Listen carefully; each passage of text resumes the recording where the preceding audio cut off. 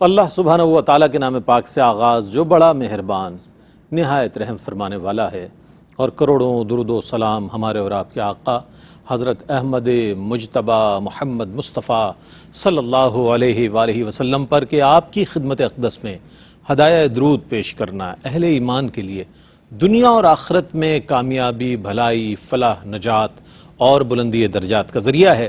اللہم صلی علی سیدنا و مولانا محمد وعلی آل سیدنا و مولانا محمد وبارک وسلم۔ ناظرین محترم السلام علیکم ورحمۃ اللہ وبرکاتہ، میں ہوں آپ کا میزبان محمد رئیس احمد، اور پیش کیا جا رہا ہے پروگرام روشنی سب کے لیے۔ آپ جانتے ہیں کہ ملازمین کے اصول اور آداب کے حوالے سے کل بھی ہم نے بات کی، اور ملازمت کے حوالے سے، آجر اور اجیر کے حوالے سے، ان کے حقوق اور فرائض کے حوالے سے بات ہوئی۔ آج بھی اسی موضوع کو کنٹینیو کریں گے، چونکہ یہ ایک ایسا موضوع ہے کہ جس کے حوالے سے ہم یہ دیکھتے ہیں کہ غفلت برتی جاتی ہے، کہیں قصدن کہیں سہون۔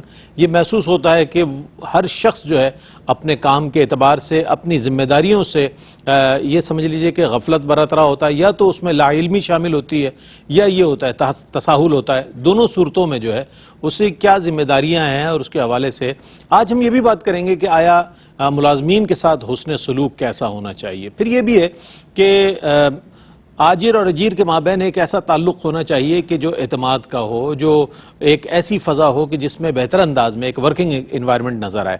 تو آیا ملازمین کے ساتھ ایسا بھی کیا جاتا ہے کہ جب کام کے حوالے سے یہ اندازہ ہوتا ہے کہ جناب کام تو بہت ہے، لیکن ابھی کچھ مراعات کا اگر اعلان کر دیا جائے، کچھ انسینٹیوز دے دیے جائیں، یا اس کا اعلان کر دیا جائے، تو پھر یہ کام ہم لے سکتے ہیں، اگرچہ وہ وعدے جھوٹے ہی کیوں نہ ہوں، خدا نخواستہ۔ یہ بھی ہم نے دیکھا ہے، اور اس کے علاوہ بھی بہت سے ایسے مسائل ہیں ملازمین کے کہ جن کے حوالے سے، اور ملازمت کے اعتبار سے کہ جن کے حوالے سے بات کرنا بہت ضروری ہے۔ اور آج انشاءاللہ اس موضوع کو مزید کوشش کریں گے کہ اس میں اس کو ڈسکرائب کیا جائے، اس کے حوالے سے وضاحت کی جائے، اور اس کے حوالے سے جوابات طلب کیے جائیں۔ ممتاز و معروف عالم دین اور ایک ایسے اسکالر ماشاءاللہ جنہوں نے پاکستان میں بھی، پاکستان سے باہر بھی دین اسلام کی تبلیغ، ترویج، ارشاد کے حوالے سے خدمات انجام دی ہیں، حضرت علامہ مفتی ارشاد حسین سعیدی صاحب تشریف فرمائے۔ السلام علیکم ورحمۃ اللہ۔ وعلیکم السلام ورحمۃ اللہ وبرکاتہ۔ اور میرے بائیں جانب تشریف فرما وہ ممتاز و معروف ریلیجس اسکالر ماشاءاللہ، جن کے ایک دو نہیں، سینکڑوں نہیں بلکہ ہزاروں تلامذہ جو ہیں وہ پاکستان میں اور پاکستان سے باہر علم دین کی روشنی پھیلا رہے ہیں، اور عصری علوم کے حوالے سے بھی جو آپ نے ماشاءاللہ خدمات انجام دی ہیں، اس کے اعتبار سے بھی آپ کے جو تلامذہ ہیں وہ پوری دنیا میں ماشاءاللہ موجود ہیں اور خدمات انجام دے رہے ہیں۔ اور بطور خاص تصوف کے حوالے سے ہم دیکھیں تو بہت گہری نظر رکھتے ہیں، اولیاء امت سے بے انتہا محبت رکھنے والی شخصیت، اور قرآن اور حدیث کے حوالے سے بہت خوبصورت گفتگو فرمانے والی شخصیت پروفیسر ڈاکٹر محمد احمد قادری صاحب تشریف فرمائے۔ السلام علیکم۔ وعلیکم السلام ورحمۃ اللہ تعالیٰ وبرکاتہ۔ اچھا، آپ سے مفتی صاحب یہ جاننا چاہوں گا، ملازمین کے ساتھ ہم یہ دیکھتے ہیں کہ بڑا ناروا سلوک نظر آتا ہے جناب، ایون ان کو لٹ ڈاؤن کیا جاتا ہے، زبانی کلامی طور پر ان کو اس قدر مطلب غیر اہم سمجھا جاتا ہے، اور اتنے تضحیک آمیز الفاظ استعمال کیے جاتے ہیں کہ جس کی عزت نفس بھی اس کی مجروح ہو رہی ہوتی ہے، کام بھی اسی سے لیا جا رہا ہوتا ہے۔ حسن سلوک کے حوالے سے کیا شرعی احکامات ہیں ملازمین کے ساتھ؟ میں چاہتا ہوں اس حوالے سے کچھ ارشاد فرمائیے۔ ہاں جی بالکل، ضرور۔ موضوع بہت اہم ہے اور ہماری عملی زندگی سے اس کا بہت گہرا تعلق ہے۔ میں چاہوں گا کہ کچھ تمہیدی کلمات اس سلسلے میں عرض کر کے تو پھر اس سوال کی طرف ہم آ جائیں۔ دیکھیے، انسان کی جو معیشت ہے اس کے بنیادی طور پر دو ہی گوشے بنتے ہیں، یا تجارت ہے یا ملازمت ہے۔ تجارت بھی انبیاء کرام کی سنت ہے، اور سروسز دے کر روزگار اور معیشت کمانا یہ بھی انبیاء کرام کی سنت ہے۔ بہت سارے انبیاء کرام کے پیشے بھی رہے، جیسے حضرت زکریا علیہ السلام نجار تھے، حضرت موسیٰ علیہ السلام نے بھی کی، آقا علیہ السلام نے بکریاں چرائیں، تجارت بھی فرمائی۔ تو گویا کہ یہ دونوں گوشے انسانی معیشت کے بہت اہم ہیں۔ جب ہم بات کرتے ہیں ملازمت کی تو اسے فقہ کے اندر اجارہ کہا جاتا ہے، اور اجارہ کی اس اعتبار سے دو قسمیں ہم کر سکتے ہیں۔ ایک اجارت الاعیان ہے، کسی شے کو پیسے اور کرائے کے بدلے میں لینا، اور ایک اجارت الاشخاص ہے، لوگوں کو معاوضے کے بدلے میں ہائر کرنا۔ اچھا، جب ہم لوگوں سے خدمات لے رہے ہوتے ہیں یعنی اجارت الاشخاص، اس کی پھر آگے دو قسمیں بنتی ہیں۔ یا تو کسی فرد کے لیے معاوضہ طے ہو گیا ہے کہ بھی آپ جو بھی کریں گے ہمارے لیے کریں گے، ٹھیک ہے، یا اس کے کسی ایک عمل کے لیے اور ایک کام کی حد تک معاوضہ طے ہوا ہے کہ یہ کام آپ ہمارے لیے کر دیں، جسے ہم کہتے ہیں ملازمین جز وقتی بھی ہوتے ہیں، کل وقتی بھی ہوتے ہیں، تو اس میں سے ہر ایک کے پھر شرعی احکام جدا جدا ہو جاتے ہیں۔ اب جہاں تک تعلق ہے کہ سلوک کیسا ہونا چاہیے، رویہ کیسا ہونا چاہیے، آجر کے مابین اور اجیر کے مابین کیسا ہونا چاہیے، یا مالکان، مینیجرز ان کے درمیان اور ملازمین کے درمیان، تو یقیناً اسلام زندگی کے ہر گوشے میں ہمیں ایک دوسرے کے ساتھ حسن سلوک سے پیش آنے کی تلقین کرتا ہے۔ مالکان کو یہ سمجھنا چاہیے کہ جو وہ معاوضہ دے رہے ہیں وہ معاوضہ ملازمین کی عزت نفس کے بدلے میں نہیں دے رہے، وہ معاوضہ ان کی خدمات یا ان کی مہارت سے فائدہ اٹھانے کے لیے دے رہے ہیں۔ لہذا سب سے اہم یہ ہے کہ ملازمین کے ساتھ عزت نفس کے ساتھ پیش آیا جائے۔ جو آپ نے ان کو پے کیا وہ آپ کو اس کا ریٹرن کریں گے، لیکن اس کے ساتھ جو بطور ہیومن بینگ کے، بطور انسان کے وہ جتنے سلوک کے مستحق ہیں وہ کرنا ہوگا، جس ریسپیکٹ کے مستحق ہیں وہ عزت انہیں دینی چاہیے، جس نرمی کے مستحق ہیں وہ نرمی ان کے ساتھ کی جانی چاہیے، اور جو دینی اور دنیاوی کاموں میں معاونت جسے قرآن نے فرمایا وَتَعَاوَنُوا عَلَى الْبِرِّ وَالتَّقْوَىٰ وَلَا تَعَاوَنُوا عَلَى الْإِثْمِ وَالْعُدْوَانِ، تو وہ معاونت اور تعاون، باہمی تعاون، وہ بھی ہر حال میں ضروری ہے۔ لہٰذا اگر تو جو مالکان ہیں یا مینیجرز ہیں وہ اگر یہ سمجھنے لگ جائیں گے کہ جس کو ہم پے کرتے ہیں یہ سر سے پاؤں تک ہمارا غلام ہے، لہٰذا ہم چاہیں تو اس کی عزت نفس کو مجروح کر دیں اور جو حکم دیں، جس لب و لہجے میں دیں، جن الفاظ میں دیں، جیسے اسے ایڈریس کریں، تو یہ چیز کیا نتیجہ نکالتی ہے؟ یہ سامنے والے کے جذبات کو مجروح کر کے آپ ہی کو اس کا نقصان ہوتا ہے۔ وہ پھر اتنا کام کرے گا جتنا اس کا فرض ہے، فرض سے بڑھ کر نہیں کرے گا۔ اور اگر آپ اپنے ملازمین کو عزت دیں گے، پیار دیں گے، ریسپیکٹ دیں گے، اپنائیت دیں گے، ان کے دکھ درد میں شریک ہوں گے، دکھ درد میں شریک ہوں گے، ان کا غم خوشی پوچھ لیا کریں گے، تو یہ ایک ایسا ایٹماسفیئر جنریٹ ہو جاتا ہے کہ وہ پھر آپ سے جان لڑا دیں گے، آپ کے لیے وہ کام بھی کر دیں گے جو ان کی ڈیوٹی میں نہیں تھا، ان کے فرائض میں نہیں تھا، پھر وہ دل جمی کے ساتھ کام کریں گے۔ لہٰذا لازم ہے کہ ہم جو کسی کو معاوضہ دیتے ہیں وہ معاوضہ اس کی عزت کے بدلے میں نہیں ہے، عزت نفس کے بدلے میں نہیں ہے، اس کی قدر کے بدلے میں نہیں ہے، وہ صرف اس کی اس مہارت اور وقت کے بدلے میں ہے۔ اگر یہ بات سمجھ لی جائے تو ملازمین کا اعتماد حاصل ہوتا ہے، اس اعتماد کے نتیجے میں بہت سارے فوائد حاصل ہوتے ہیں، کمپنی کو بھی، اداروں کو بھی اور مالکان کو بھی۔ بہت اچھی بات ہے۔ اچھا، یہ اداروں کی، کمپنیز کی بات نہیں، گھروں میں کام کرنے والے ملازمین بھی اسی حسن سلوک کے مستحق ہیں جن کا یہ ذکر کیا گیا۔ آجر اگر ملازمین کو، مالکان اور جو مینیجرز ہیں وہ اگر ملازمین کو جو ہے انسان سمجھیں تو انسانی رویے اختیار کیے جائیں گے، ان کے ساتھ حسن سلوک کیا جائے گا، ان کی بیماری میں ہمدردی کی جائے گی، ان کے مسائل کو دور کرنے کے لیے کوئی نہ کوئی کوشش کی جائے گی، ان کے مسائل سنے جائیں گے، ان کو ایک بہترین ایک ورکنگ انوائرمنٹ دیا جائے گا تاکہ وہ بہتر طریقے سے کام کر سکے۔ اور جب یہ تمام چیزیں ہوں گی تو وہ پھر ملازم اس کام کو ذمہ داری سمجھ کے صرف بھگتائے گا نہیں بلکہ اپنا کام سمجھ کے کرے گا، دل و جان سے کرے گا۔ یہ ایک بہترین انوائرمنٹ کے حوالے سے بات ہوئی۔ اچھا، ملازم کے لیے میں جاننا چاہوں گا ڈاکٹر صاحب کہ ملازم کی شرعی ذمہ داریاں کیا ہیں اور کن باتوں کے اعتبار سے اس کو بطور خاص پیش نظر رکھنا چاہیے، کن ذمہ داریوں کو؟ میں چاہتا ہوں کچھ ارشاد فرمائیے۔ اعوذ باللہ من الشیطان الرجیم، بسم اللہ الرحمن الرحیم۔ مولایا صلی وسلم دائما ابدا علی حبیبک خیر الخلق کلہم، یا رب بالمصطفیٰ بلغ مقاصدنا واغفر لنا ما مضى یا واسع الکرم۔ بعد حمد و صلوات کے شرعی اعتبار سے اور اسلامی قوانین اجرت، اس کے تحت قبلہ علامہ سیدی صاحب نے بہت ہی سرحاصل گفتگو فرمائی ہے اور بہت ہی بنیادی گوشوں کی جانب آپ نے اشارہ فرمایا ہے۔ اب یہ ہے کہ اشارہ تو ہو گیا، عمل بھی کرنا ہے۔ جی جی، صرف اشارہ کرنے سے کام نہیں بنتا، عمل ہمیں کرنا ہے۔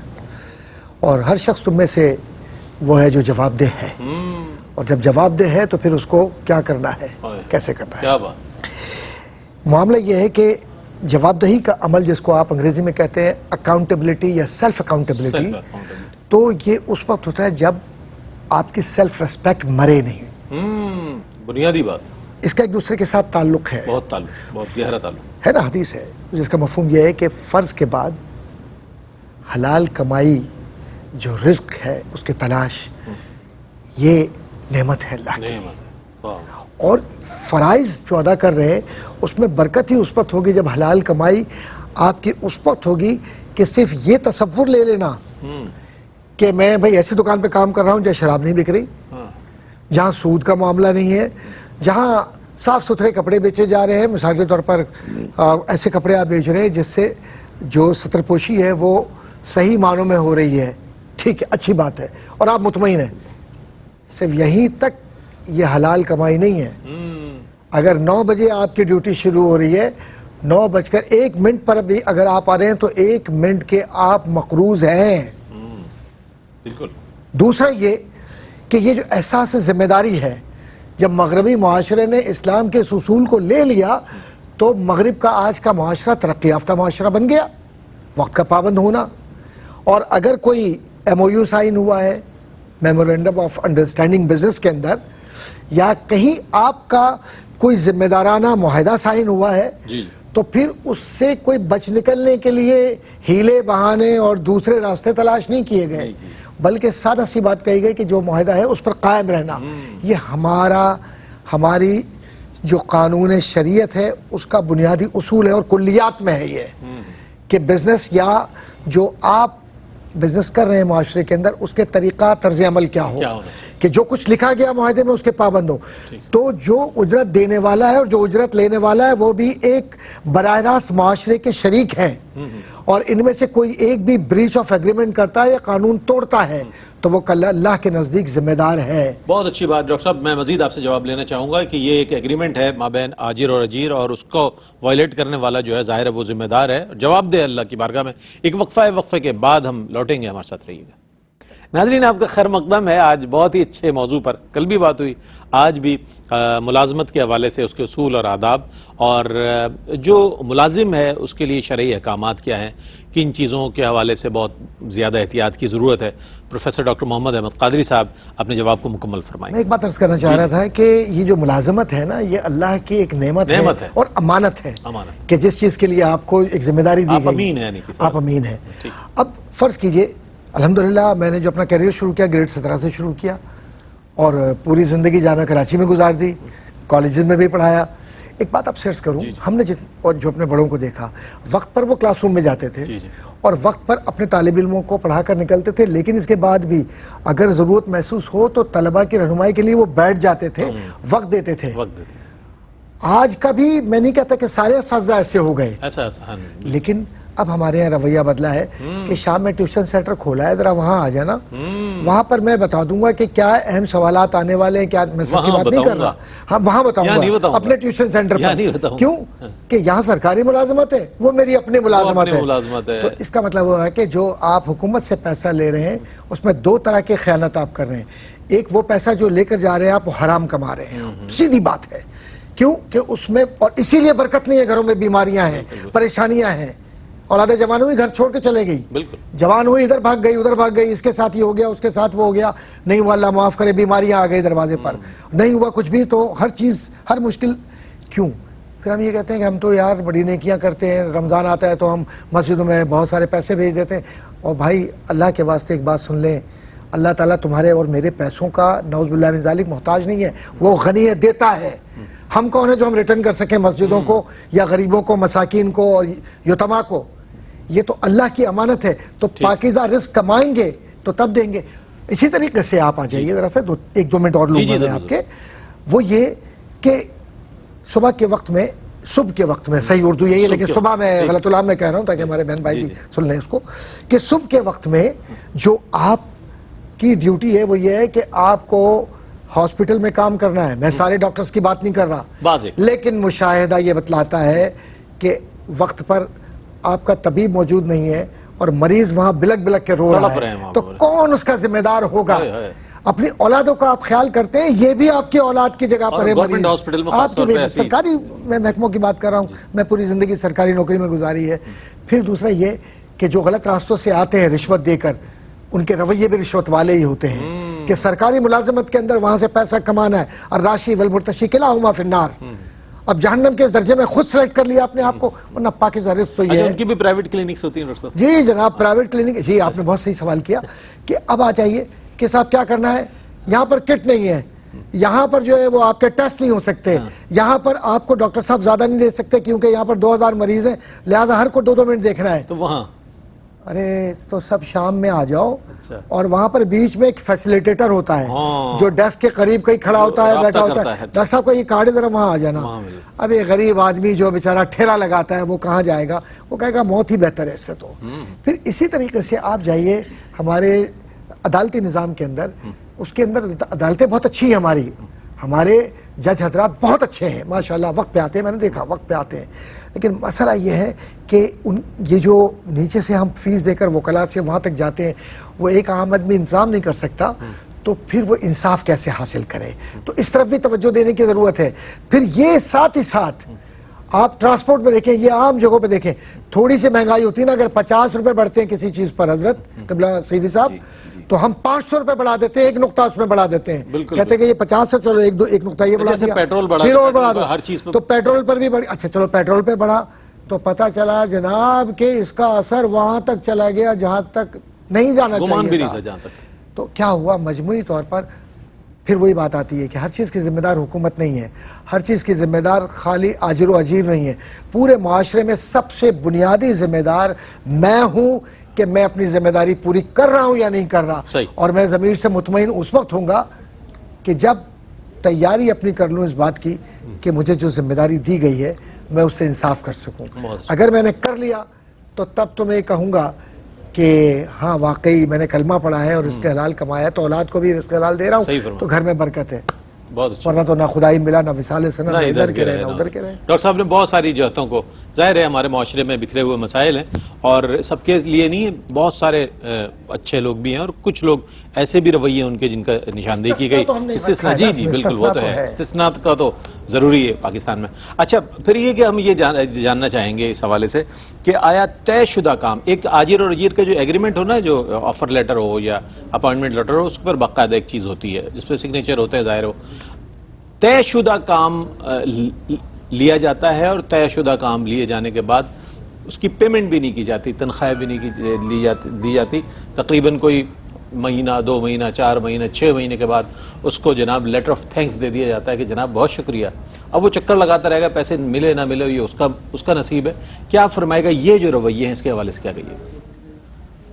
جی بالکل, ہماری عملی زندگی بہت ساری خرابیوں اور خامیوں کا مجموعہ ہوتی جا رہی ہے, بلکہ بہت ساری خرابیاں وہ ہیں جو ہمارے اندر رچ بس گئی ہیں, اور شاید اب ہمیں وہ عجیب بھی نہیں لگتی, اور شاید اب ہمیں وہ بری بھی نہیں لگتی.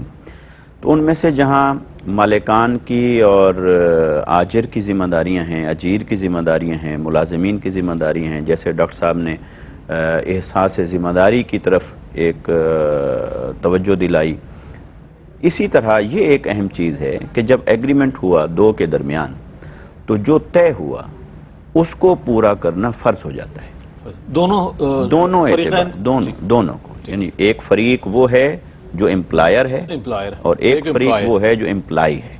دونوں نے ایک ایگریمنٹ کیا, جاب ڈسکرپشن طے ہو گئی, معاوضہ بھی اس کا طے ہو گیا, تو یہ عقد کے درجے پر چلا جاتا ہے, عہد کے درجے پر چلا جاتا ہے, اور اس کی پاسداری اور پابندی فریقین کے اوپر لازم ہو جاتی ہے. جیسے قرآن مجید نے ارشاد فرمایا وَأَوْفُوا بِالْعَهْدِ إِنَّ الْعَهْدَ كَانَ مَسْئُولًا, عہد کو پورا کرو, عہد کے بارے میں پوچھا جائے گا. ایسے ہی دوسرے مقام پر قرآن مجید نے عقد کا لفظ استعمال فرمایا, عقود کو پورا کرو, عقود کے بارے میں بھی پوچھا جائے گا. تو عقد اور عہد, وعدہ, ایگریمنٹ جب یہ طے ہو گیا تو دونوں فریق اس کے پابند ہو گئے. جب پابند ہو گئے, وہ فرض کے درجے پر چلا گیا. اب جس کی طرف سے اس میں کوتاہی ہوگی تو وہ عند اللہ بھی گنہگار ہے, اور ریاست کا اگر عمل دخل کہیں آ جاتا ہے تو اس کو لیگلی پنشمنٹ بھی اس کی ہوگی, اس کو کمپنسیشن بھی اس کو کرنی پڑے گی، ایسے معاملات بھی آ جاتے ہیں۔ جی۔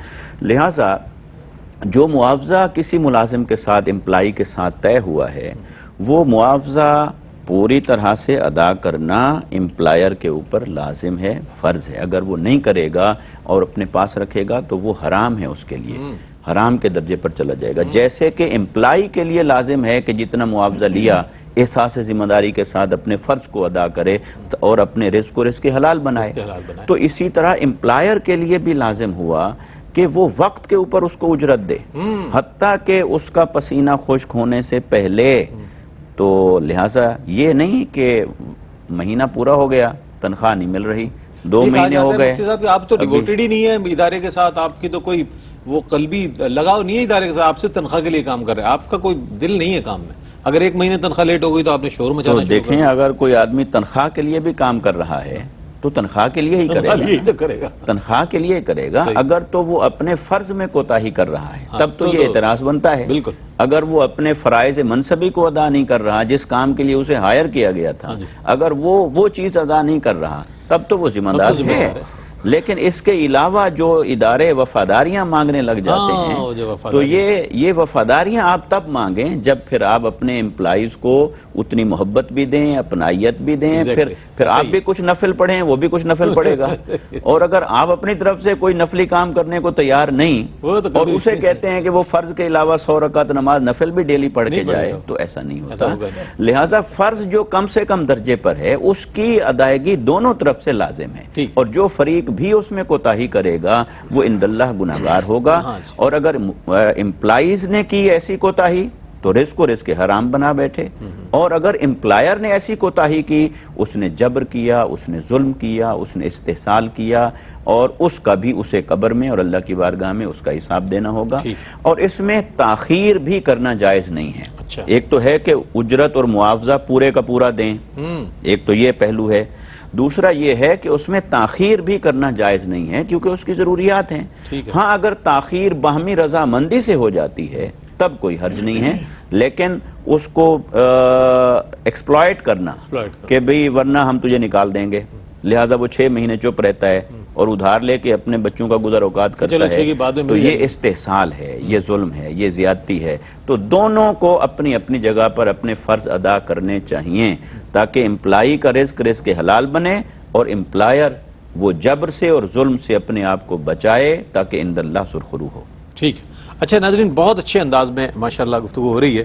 اچھا بعض دفعہ ہم نے یہ بھی دیکھا ہے، جیسے میں نے سرنامہ کلام میں عرض کیا کہ کام نکلوانے کے لیے اعلانات کیے جاتے ہیں، جناب یہ انسینٹیو ملے گا اور یہ مراحت دی جائیں گی اور یہ آپ کے مسائل حل کیے جائیں گے، اور اس کے بعد جب وہ ملازمین اپنا شب و روز ایک کر کے جی جان سے کام کر کے اس کام کو پائے تکمیل تک پہنچا دیتے ہیں تو اس کے بعد جناب والا رویے تبدیل ہو جاتے ہیں، مزاج تبدیل ہو جاتے ہیں، الفاظ تبدیل ہو جاتے ہیں، اور پھر وہ جو وعدہ کرنے والے ہوتے ہیں وہ ان جھوٹے وعدوں کو جو ہے صحیح معنوں میں وہ وضاحت بھی نہیں کر پاتے اور وہ دیتے بھی نہیں ہیں۔ یہ جو ایک دھوکہ دہی ہو گئی ایک طریقے سے، اس کے حوالے سے کیا فرمائے گا ڈاکٹر صاحب؟ میں چاہتا ہوں اس پر کچھ فرمائیے گا، ایسی صورتحال اگر ہے تو کیا؟ غضب کیا تیرے وعدے پہ اعتبار کیا۔ یہ جو وعدے جھوٹے ہوتے ہیں تو جھوٹے کو تو کبھی دین نے پسند ہی نہیں کیا، اور احادیث موجود ہیں، اور خاص طور پہ عہد کی طرف ابھی جو قبلہ علامہ صاحب نے اشارہ فرمایا کہ لا دین لمن لا عہد لہ، اس کا کوئی دین ہی نہیں ہے۔ دین کی بات کی ہے، دین کی بات، مذہبیات کی بات ہی نہیں ہے اس کے اندر، دین کی بات ہے جو احساس ہے۔ ان الدین عند اللہ الاسلام، یہ اس کی بات ہو رہی ہے۔ وہ کیا دین ہے آپ کا؟ اگر نسبت ہے آپ کی دین سے، دین اسلام سے، تو پھر اب آپ کو کیا دیکھنا ہے؟ آپ اس نبی کے پیروکار ہیں صلی اللہ علیہ وسلم کہ جو اپنے وعدے کے لیے صرف اتنی سی بات ہوئی کہ میں ابھی آ رہا ہوں، رات بھر کھڑے رہے۔ بالکل بالکل، قربان جائیے اس ذات کے کہ ایسی مثال آپ کو تاریخ میں کہیں نہیں ملتی۔ اب اگر اپنا کام نکلوانے کے لیے آپ نے اپنے ساتھ کام کرنے والے کو، کو ورکر کو یا ملازم کو یا جس شخص کو بھی آپ کہتے ہیں کہ آپ نے کوئی جھوٹا وعدہ کر لیا کہ میں تو تمہیں یہ دے دوں گا، ایڈوانس انکریمنٹ دے دوں گا، میں فلاں یوں کر دوں گا، زمین و آسمان سب جھوٹی باتیں اگر ہیں تو یقیناً کل قیامت کے دن، کیونکہ یہ کمزور ہے، اور جو کمزور ہے اس کا مدعی رب تعالیٰ ہے قیامت کے دن۔ اور حدیث بخاری کی کہ 3 کیفیات ایسی ہیں جس کے اندر کہ کسی نے اللہ کا نام لے کر کسی سے کوئی ناانصافی کی اور کام نکلوا لیا یا لکھوا دیا تو کل قیامت کے دن مدعی ہوں گے اللہ تبارک و تعالیٰ. اچھا ڈاکٹر صاحب اگر آپ اجازت دے دو ایک وقفہ لے لیں. جی وقفہ لیں. اور وقفے کے بعد ڈاکٹر صاحب اپنے یہ تینوں حوالوں سے گفتگو فرمائیں گے اور اس پر وضاحت بھی فرمائیں گے. ایک وقفہ ہے, وقفے کے بعد لوٹیں گے, ہمارے ساتھ رہیے گا. ناظرین آپ کا خیر مقدم ہے. ملازمت کے حوالے سے, اس کے اصول اور آداب کے حوالے سے بات ہو رہی ہے.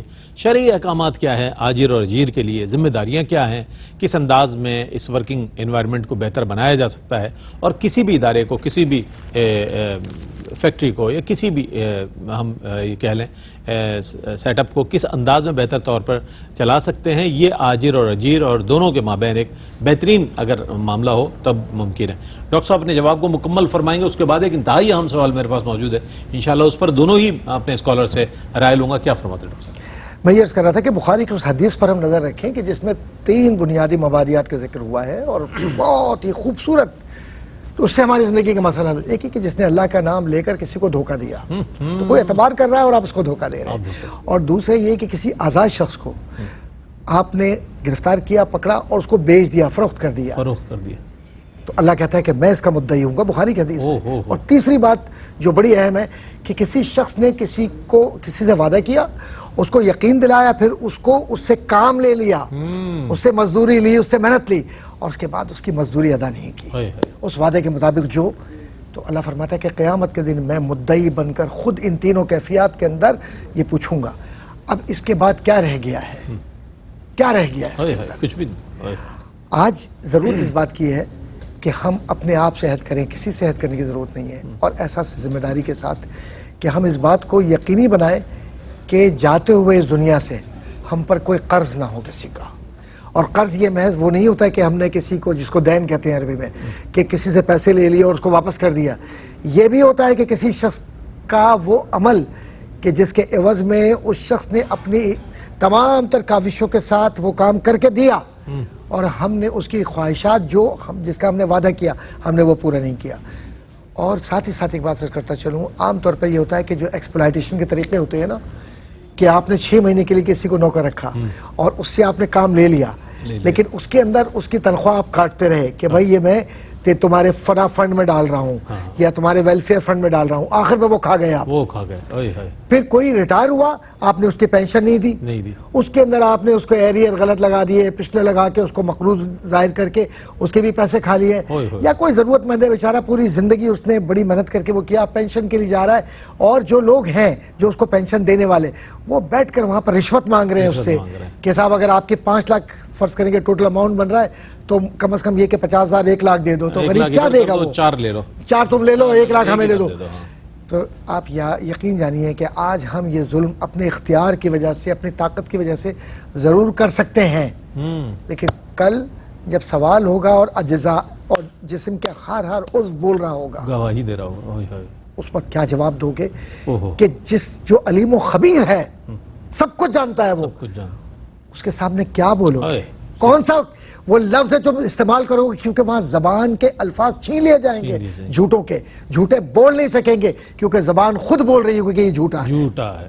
اللہ محفوظ فرمائے. بہت اچھی بات ڈاکٹر صاحب نے ارشاد فرمائی. اب وقت کے حوالے سے اور مہنگائی میں جو اضافے کے حوالے سے جو تنخواہوں میں بڑھوتی کا سلسلہ ہے, کس طرح اس میں اضافہ کیا جائے, اس حوالے سے جو شرعی احکامات ہیں وہ کیا ہے؟ بنیادی طور پر ہم صرف ملکی اکانومی پر جاتے ہیں, ہم انٹرنیشنل انوائرمنٹ دیکھتے ہیں, وہ سب اپنی جگہ, لیکن یہاں پر ہم یہ جاننا چاہیں گے چونکہ جو فی زمانہ ہم صورتحال دیکھ رہے ہیں اس حوالے سے کیا فرمائیے گا مفتی صاحب؟ دیکھیں, شرعی اعتبار سے تو یہ امپلائر کے اوپر فرض نہیں ہے کہ وہ تنخواہ بڑھائے.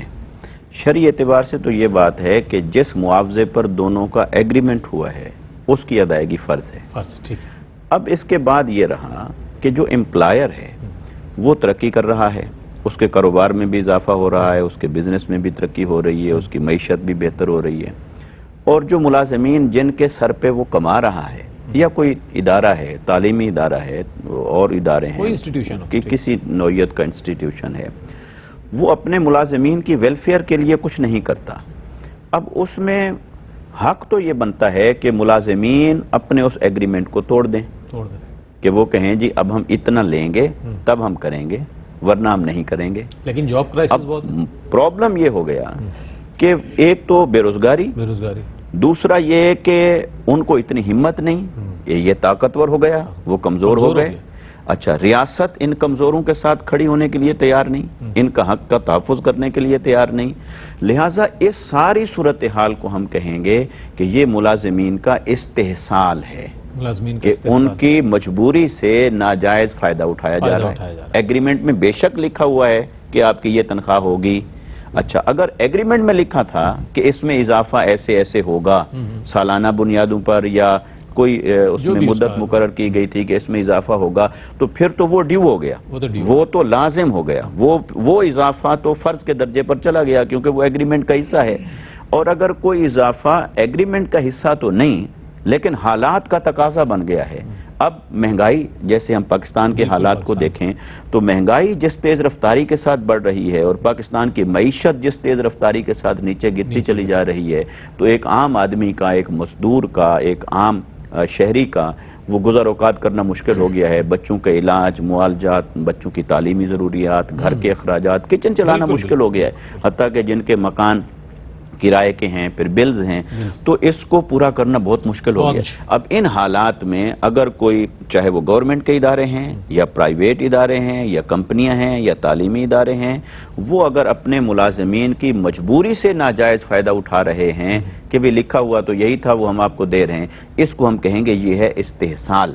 اور استحصال کو اسلام نے کسی طور پسند نہیں کیا، اس کو کنڈیم کیا، اس کی مذمت کی. اور جو کوئی شخص کسی مجبور کی مجبوری سے فائدہ اٹھا رہا ہے وہ بھی اللہ کی بارگاہ میں جواب دہ ہوگا. لہٰذا اس میں طاقتور کو قانون کے شکنجے میں لانا یہ ریاست کا کام ہے کہ وہ ویلفیئر سٹیٹ کے طور پر آگے آئے اور شہریوں کے حقوق کا تحفظ کرے. اور شہریوں کے اور ریاست کے درمیان ایگریمنٹ یہی ہوتا ہے کہ ان کے حقوق کا تحفظ کریں، اسی کے بدلے میں انہیں ٹیکس دیا جا رہا ہے عوام الناس کی طرف سے. تو اب پرابلم یہ ہے کہ اگر ہم اپنے ملک کی بات کریں تو میں سمجھتا ہوں کہ ایک طرف اشرافیہ اور طاقتور لوگ ہیں اور ایک طرف عوام الناس ہیں اور وہ کمزور لوگ ہیں. اب یہ کمزور لوگ چونکہ منقسم ہیں، تقسیم ہیں، اور انہیں اپنے حقوق کی اویئرنس نہیں ہے یا اپنے حقوق لینے کے لیے انہیں کوئی اعتماد اور ہوپ نظر نہیں آتی کہ کیسے آگے بڑھیں. انہیں لگتا ہے ہم تو مزید مشکلات کا شکار ہو جائیں گے، دھر لیے جائیں گے. لہٰذا اس تمام صورتحال میں ریاست کو بھی اپنا فرض ادا کرنا چاہیے، مقتدر حلقوں کو بھی فرض ادا کرنا چاہیے، جو امپلائرز ہیں اور کمپنی کے مالکان ہیں ان کو بھی چاہیے کہ امپلائیز کی ویلفیئر کا خیال رکھیں اور تنخواہوں میں اضافہ ہونا چاہیے تاکہ لوگ رزق حلال پر اکتفا کریں. اور اگر رزق حلال کے دروازے بند کرتے چلے جائیں گے تو نتیجہ کیا ہوگا؟ نتیجہ یہ ہوگا کہ وہ افراتفری ہوگی، یا وہ رزق حرام کی طرف جائیں گے، یا وہ رشوت کی طرف جائیں گے، چوری کی طرف جائیں گے. تو لازم حضرت عمر رضی اللہ تعالی عنہ نے 1 سال کے لیے چوری کی سزا معطل کر دی جب انہیں یہ معلوم ہوا کہ لوگ اپنی بنیادی ضروریات کو پورا نہیں کر پا رہے. تو آپ دیکھیے کہ جب عوام الناس کی بنیادی ضروریات پوری نہیں ہو رہی ہوں گی اور دوسری طرف پھر جرم بڑھے گا، کرائم بڑھے گا سوسائٹی کے اندر، ملک کے اندر، تو اس کے ذمہ دار بھی وہی مقتدر حلقے ہیں. لہٰذا غربت انسان کو جس جرم تک لے کے جاتی ہے، اکساتی ہے، اسے مجبور کرتی ہے، تو پھر سوسائٹی کو ہمیں ڈیسائیڈ کرنا ہوگا کہ کیا ہم معاشرے کو ایک صحیح معنوں میں اخلاقی قدروں کے اندر رکھنا چاہتے ہیں یا اسے جرائم گاہ بنانا چاہتے ہیں. تو اس طرح تو پھر افراتفری ہوتی ہے سوسائٹی میں. لازم ہے کہ جو امپلائرز ہیں اور گورنمنٹ بھی ہے وہ اپنے اس کردار کو ریئلائز کریں اور لوگوں کی بنیادی ضروریات کی کفالت کی حد تک ان کی تنخواہوں میں اضافے ہونے چاہیے. بہت اچھی بات. جب بنیادی ضروریات انسان کی پوری ہو جائیں گی تو ایک پرسکون زندگی گزار سکے گا اور وہ معاشرہ بھی ایک سکون کا گہوارہ نظر آئے گا. اس حوالے سے میں چاہتا ہوں کہ اس موضوع کی اہمیت کے حوالے سے ڈاکٹر صاحب کیا فرمائے گا؟ دیکھیے، یہ جو ووٹ ہے نا، ووٹ یہ ایک معاہدہ ہے. تھامز آف، جان لاک، روسو، نظریہ معاہدہ عمرانی، اگر مغربی دنیا کو دیکھیں، انہوں نے جو تصورات لیے ہیں وہ بھی بالواسطہ بہت سارے تصورات، جیسے جنرل ول کا جو تصور ہے روسو کا، جس پر پورا فرانس کھڑا ہوا ہے، پورا یورپ کھڑا ہوا ہے، جس کو جمہوریت کہتے ہیں، اس کی بنیاد کیا ہے؟ اس معاہدے کی پاسداری. تو معاہدے کی پاسداری اسلام سے زیادہ کون سکھا سکتا ہے؟ بے شک. اور دین اسلام نے تو معاہدے کی پاسداری ایسی سکھائی کہ جس میں زکوٰۃ دینے والا زکوٰۃ لے کر گھوم رہا ہے اور کوئی لینے والا نظر نہیں آ رہا. اس درجہ فلاح عامہ کے لیے کام کیا. لیکن معاہدہ کس کے درمیان؟ حکومت جو بنا رہا ہے اس کو ووٹ ملا ہے اور جو ووٹ دے رہا ہے وہ یہ کہہ رہا ہے کہ میں اپنے تمام تر اختیارات سے دستبردار ہو کر اپنے بنیادی حقوق اور وہ سارے اختیارات جو قوانین کے تحت ہیں وہ تم سے سمجھتا ہوں کہ تم اس کے پاسدار ہو اور تم اس کی نگرانی کرتے ہوئے اس بات کا خیال رکھو گے کہ میری زندگی، میرا تحفظ، میرا کاروبار، فلاں چیزیں، سارا وہ ماحول دو گے جس ماحول میں یہ کام کر سکوں گا. خلفائے راشدین نے یہ ماحول دیا. تو نظریہ حکومت کا جو تصور نظر آتا ہے وہاں پر حضور کے زمانے کے بعد، پھر خیر حضور کا زمانہ تو ہر پلے آج بھی اور آئندہ بھی رہے گا، لیکن جو نظر آتا ہے وہ یہ کہ ریاست مدینہ کے اندر کمتر برتر کا تصور اس لیے ختم ہوا کہ وہاں کے جو پولیٹیکل اکانومی تھی اور جو وہاں ریاستی یعنی بیت المال کی جو ذمہ داریاں تھیں وہ یہ نہیں تھی کہ چند خاندانوں کے لیے تو جناب بہت سارے سرکاری دورے بھی ہوں، آسانیاں بھی ہوں، علاج بھی ہو، اور چند جس کو آپ قبلہ مصعب نے بھی اشارہ کیا اشرافیہ یعنی ایلیٹ کلاس کو آپ اہمیت دیتے ہوئے آگے بڑھ جائیں، اور جو ووٹر ہے وہ بیچارہ پوری زندگی جو ہے وہ اس امید پر گزر جائے کہ شاید مجھے بیماری کے لیے کوئی ایک انجیکشن جو پانی نہ بھرا ہوا ہو، صحیح معنوں میں اس میں دوا ہو، وہ مجھے مل جائے.